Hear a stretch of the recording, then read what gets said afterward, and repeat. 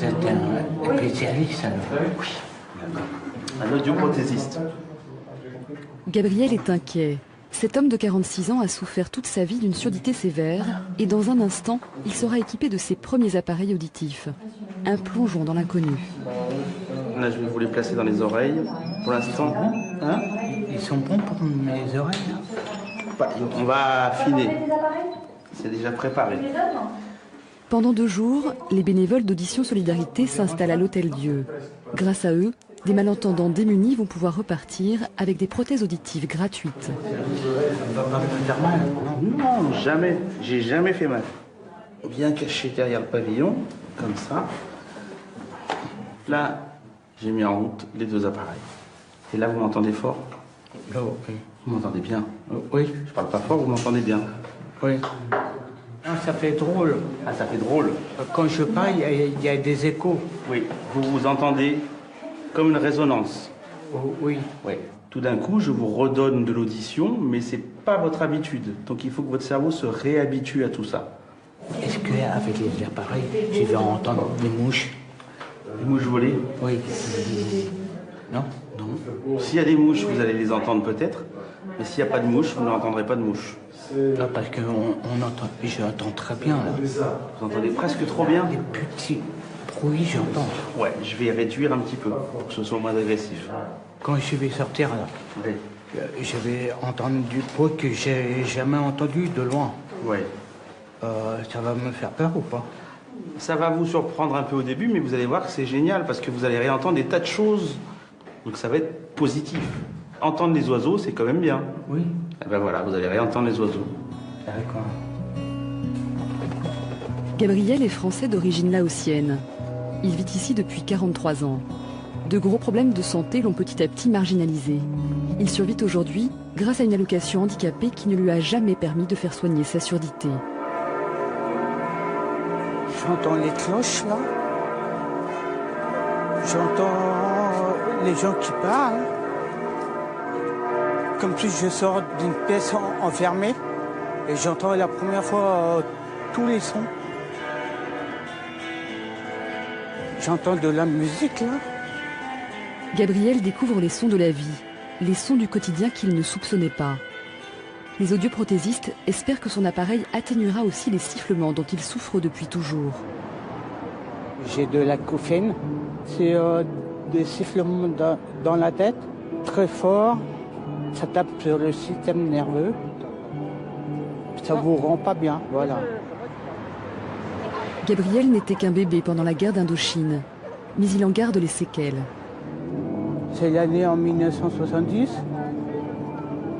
Il y avait la guerre dans mon pays. J'étais encore bébé et j'ai entendu des bombes qui a sauté. Et quand j'étais bébé, peut-être ça a rentré dans mes oreilles et voilà quoi. Des histoires fortes comme celle de Gabriel, les bénévoles d'Audition Solidarité vont en croiser plus d'une centaine lors de cette mission. Ils sont ORL, audioprothésistes ou orthophonistes. 11 professionnels de l'audition qui partent d'un même constat. Pour des personnes fragilisées, isolées, la perte d'audition est une double peine. Vous n'avez pas de vertige, pas de problème d'équilibre? Non. La personne qui devient malentendante, c'est beaucoup plus difficile pour elle d'aller faire des démarches administratives, de faire un dialogue, d'avoir vraiment dans des services sociaux une discussion et suivi. Un truc tout simple, ils ne peuvent pas systématiquement téléphoner, c'est compliqué pour eux. Donc c'est vrai que d'appareiller ces personnes-là et de leur redonner plus d'audition, c'est vraiment c'est du bonheur. Dans la vie de tous les jours, les gens arrivent à vous parler. Et petit, vous aviez parlé? Jamais. Quand il y a du bruit, une voiture arrive, même avec le klaxon, pas du tout. Monji, 32 ans, est sourd profond de naissance. Il ne comprend les autres qu'en lisant sur les lèvres. Mais Isabelle, l'audioprothésiste, lui fait passer un audiogramme pour déterminer si malgré tout, un appareil pourrait lui être utile. Donc là, je vais vous faire entendre des sons, tout d'abord sur l'oreille droite, et puis ensuite sur l'oreille gauche. Donc dès que vous percevez le son, vous levez le doigt, même si le son est très très léger. D'accord. Un tout petit peu. Ouais, c'est bon. Alors, les aigus. Donc là, on est à 110 décibels, on n'a toujours rien dans les sons aigus. Il n'y a plus de reste auditif. Donc on va passer sur l'oreille gauche. Un tout petit peu. C'est vraiment très faible. Il y a quelques restes auditifs sur l'oreille gauche. Alors peut-être ils vont pouvoir être exploités. Après, ça vaut le coup d'essayer. Plus joli comme ça. Isabelle réalise l'empreinte du conduit auditif. Puis l'embout sur mesure est monté sur un appareil recyclé et gratuit. Ce sont les audioprothésistes bénévoles qui s'en chargent. Et comme Georges, ils sont tous très investis dans leur action. C'est un peu une espèce de marathon. On vient, on travaille sans relâche. Dès que ça se met en place, ça n'arrête pas. On se sent encore plus utile que dans notre quotidien.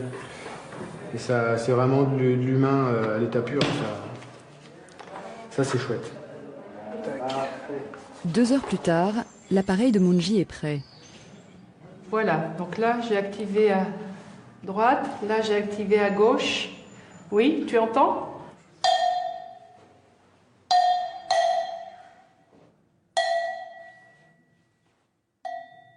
Ouais, bien. Auparavant, il entendait uniquement des sons très très forts, donc il fallait au moins un bruit équivalent à un marteau-piqueur ou un avion au décollage pour qu'il puisse percevoir ce son-là. Grâce à l'appareillage, j'ai pu entendre une voix moyenne, c'est-à-dire qu'une personne qui parle normalement, là il m'entend. Donc bien sûr, il regarde encore sur mes lèvres, mais de fait d'associer la lecture labiale à l'audition, il va récupérer petit à petit une audition qui va être de plus en plus affinée en fait. Tu entends quand je parle ? Oui, c'est fort. Donc je vais parler plus doucement. Il faut commencer doucement, parce qu'il faut réapprendre à cette oreille à entendre. Dans 6 mois, lors de la prochaine mission d'Audition Solidarité, Monji reviendra à l'Hôtel Dieu pour faire contrôler ses appareils auditifs et raconter les bruits de sa nouvelle vie.